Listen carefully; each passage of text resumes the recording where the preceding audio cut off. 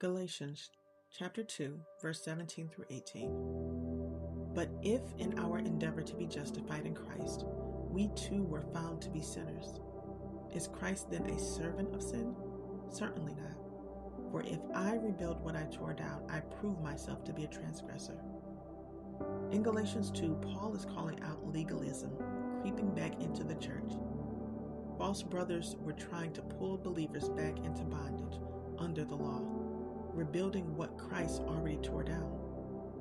Paul says, if I rebuild what I tore down, I prove myself to be a transgressor. A transgressor isn't just someone who makes a mistake. It's someone who knowingly crosses a line after truth has already been revealed. Paul is talking specifically about legalism here, not emotional cycles, but the principle still applies.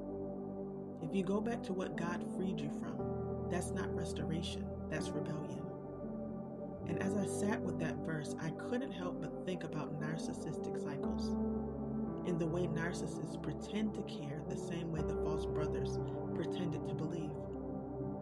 They don't come into your life looking harmful. They come in looking like support, like help, like love, even like godly people. But underneath, their goal is control. Here's how it works. Idealize, devalue, re-idealize. In other words, build you up, tear you down, build you back up.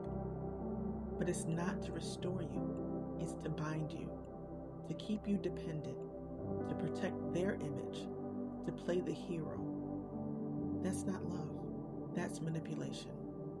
And that's transgression, because it's intentional. And worst of all, it's manipulation disguised as righteousness. The same spirit behind legalism, the same pattern behind narcissism, and the same deception the false brothers use to gain influence. But here's the truth. Christ isn't a narcissist. He doesn't guilt trip you. He doesn't tear you down just to be needed. He doesn't try to control your healing.